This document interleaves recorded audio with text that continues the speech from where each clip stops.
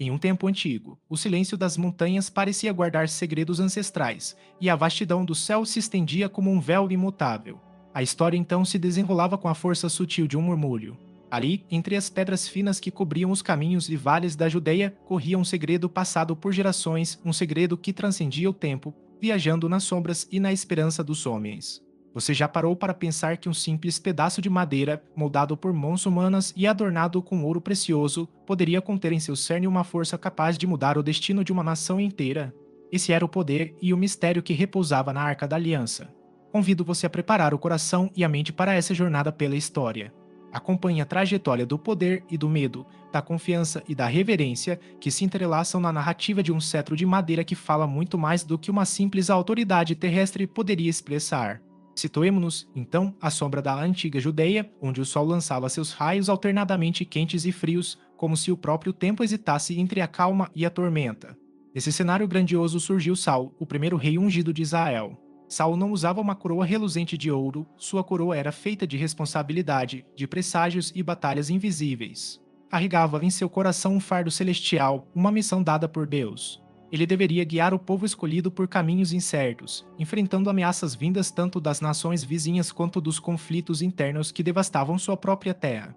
Em meio a esse panorama de tensões, uma figura discreta crescia, quase despercebida: Davi, o jovem pastor que guardava seu rebanho entre as pedras. Ninguém poderia imaginar, naquele momento, que ele traria uma luz diferente à nação. Um futuro gravado nas mãos simples e firmes de um homem que conhecia o medo, mas que carregava uma coragem estranha, quase solitária. No entanto, esta não é a história do jovem pastor que se tornou rei.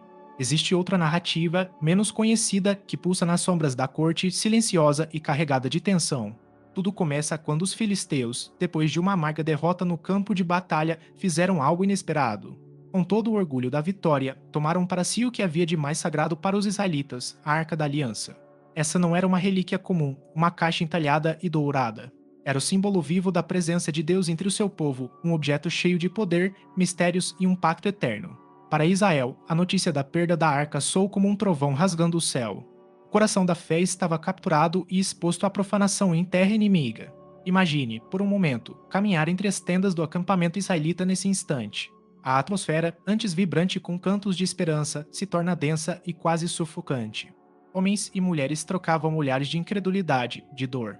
Um silêncio que dizia mais do que as palavras poderiam expressar. Como reagir ao fato de que aquilo que para eles era mais do que um objeto, a conexão vivente com o divino, estava agora nas mãos rivais? Seria possível ainda manter a fé?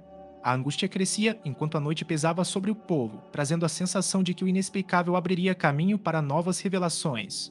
Do lado dos filisteus, o que eles poderiam esperar da relíquia que levaram como troféu? Colocaram a arca no templo dedicado a Dagon, seu deus, como prova de superioridade diante do inimigo. Na manhã seguinte, a tensão daquele espaço sagrado parecia ondular com o sol nascente. Os sacerdotes filisteus, impacientes, percorriam o templo à procura de sinais claros da vitória e do seu poder. O que encontraram, porém, os deixou sem fôlego. A imponente estátua de Dagon, que antes se erguia altiva, agora jazia caída, de rosto no chão, diante da arca. O silêncio do templo foi preenchido pelo medo, pelo mistério, por uma inquietação que ninguém soube explicar. Não foi apenas um presságio, mas o primeiro sinal de um poder invisível que o superava. Nas manhãs seguintes, a calamidade desceu sobre a terra dos filisteus como uma sombra que não podia ser dissipada. Tumores malignos e dores invisíveis começaram a consumir homens e mulheres, sem distinção. Cidades inteiras foram tomadas pelo desespero. Gritos de sofrimento ecoavam pelos mercados, nas ruas, entre as barracas e os altos muros. A Arca da Aliança, portadora da promessa divina, tornou-se fonte de uma maldição incontestável para aqueles que dela se apossaram. O que pretendiam usar como arma contra Israel agora se voltava contra eles com uma força que ninguém conseguia deter. Imagine a cena. No centro do templo, o sumo sacerdote dos filisteus observa os corpos prostrados de seu povo, o medo dominando seus olhos, enquanto suas mãos tremem para erguer as oferendas e as preces. Ao seu redor, um silêncio pesado, quebrado apenas pelos soluços daqueles que imploram por misericórdia. O que fazer diante de um poder incompreensível? Como liderar uma nação que teme a própria sombra, sabendo que a divindade rival os supera? O medo crescia como as sombras do entardecer, envolvendo tudo em uma penumbra quase palpável. Diante dessa devastação e incerteza, uma decisão crucial foi tomada. Os filisteus resolveram que a arca deveria retornar a Israel, mas de uma forma que confirmasse o julgamento divino que pairava sobre eles. Não seria um simples gesto de restituição, mas um aviso gravado nas dores e perdas das suas cidades. Assim, organizaram um ritual marcado pela reverência e pelo temor. A arca seria colocada sobre um carro puxado por dois bois jovens e sem condutor, para que seu caminho até a terra dos israelitas fosse guiado pelo destino, pela vontade do Deus presente na arca. Essa decisão, pesada e silenciosa, trouxe consigo uma expectativa e um temor que refletiam o mistério do sagrado. Por mais que a arca estivesse de volta ao território israelita, ela não era um mero objeto entregue em troca. Era uma presença viva e exigente, uma entidade que comandava respeito e humildade. Quando finalmente chegou à cidade de Kiriat Jearim, o coração de um povo revoltado e esperançoso, esse momento mudaria para sempre a relação entre homem e divindade. A estadia da arca em Kiriat Jearim não foi passiva. Lá, em meio ao povo, esperava-se um entendimento mais profundo do significado daquele símbolo. Para um jovem sacerdote chamado Eleazar, a arca representava não só uma referência à adoração, mas também um chamado inadiável à vigilância e ao temor reverente. Seu olhar ao contemplar o objeto era ao mesmo tempo de respeito e inquietação, pois sabia que carregar a presença divina significava assumir uma responsabilidade que ia além dos templos e acampamentos. Era uma tarefa que pesava no coração do povo. A Arca da Aliança não era apenas uma caixa de madeira e ouro. Era a expressão tangível de um poder espiritual que os homens não podiam controlar, invadir ou manipular. Sua movimentação pelo território produziu conflitos, dor, mas também ensinamentos profundos para aqueles dispostos a olhar além do físico, além da superfície.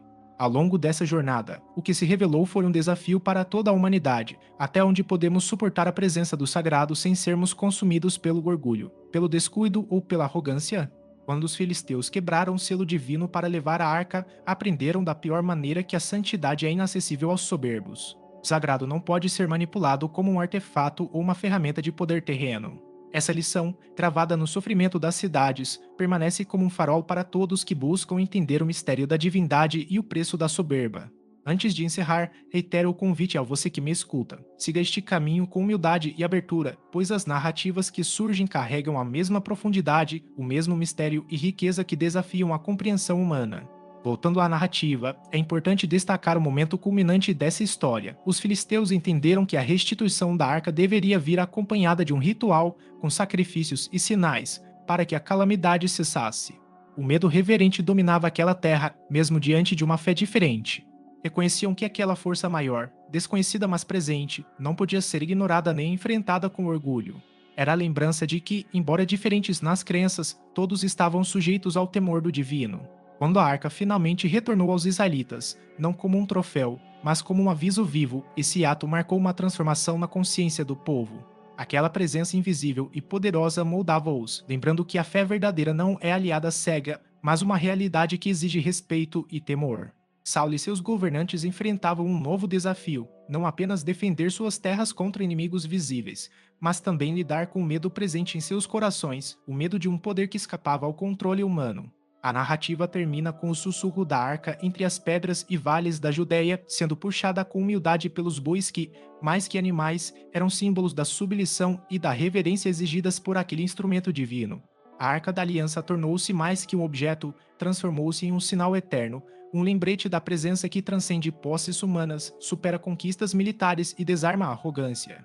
Este relato é um convite à reflexão profunda. Até onde pode o homem avançar no controle do que transcende sua capacidade?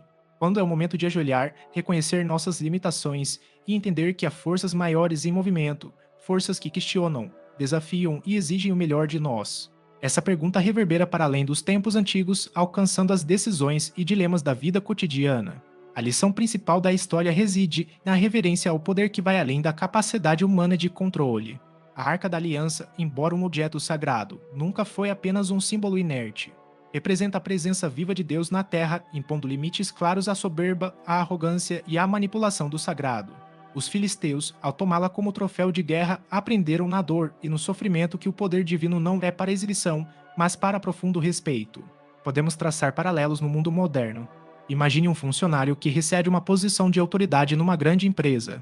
Esse cargo carrega símbolos de poder e responsabilidade, afetando a vida de colegas e parceiros. Se esse líder usar sua posição para interesses pessoais, manipulando o sistema e ignorando as consequências, o resultado será desastroso, perda de confiança, dissolução de equipes, fracasso de projetos. O poder, que parecia bênção, transforma-se numa armadilha, numa fonte de sofrimento. Assim como a arca, a responsabilidade é um objeto vivo que exige humildade e respeito. Quem a carrega deve reconhecer que o poder não é um bem próprio, é uma missão, um serviço. A história bíblica nos alerta para isso, ligando eternamente a autoridade à humildade e à reverência. Ao refletirmos sobre essa narrativa milenar, percebemos uma tensão humana que se repete, o desejo de dominar o divino, o oculto, o mistério e a dura realidade de que certas forças permanecem inalcançáveis às mãos humanas. A arrogância dos filisteus é um espelho que revela a tendência humana de subestimar o que não podemos compreender plenamente. Este relato não é só um aviso contra a soberba, mas um convite à sabedoria e à reverência diante do que ultrapassa nosso entendimento. O poder não foi dado para ser arma ou troféu, mas um chamado ao respeito e à responsabilidade. Essa lição, mesmo com origem em tempos remotos, continua atual e urgente, pois o dilema do controle, do medo e da humildade diante do desconhecido acompanha a humanidade desde então. No centro dessa história está uma mensagem profunda, que supera a religiosidade formal, o reconhecimento das limitações humanas e o cultivo do temor reverente como proteção contra a autodestruição.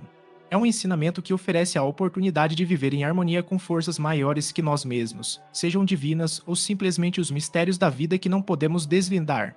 Que a história da Arca da Aliança nos acompanhe não como leda perdida no tempo, mas como farol que ilumina as decisões que tomamos, o respeito que dedicamos ao mistério e a necessidade de manter viva a chama da humildade. Se você chegou até aqui, agradeço pela companhia nessa viagem ao passado e ao coração do sagrado. E que continuemos, juntos, a desvendar as histórias de mistério, fé e reverência que desafiam o entendimento. Somos todos, de certa forma, guardiões de segredos que ultrapassam nossa compreensão. E assim seguimos adiante, caminhando pelas sombras e luzes que iluminam o caminho da humanidade.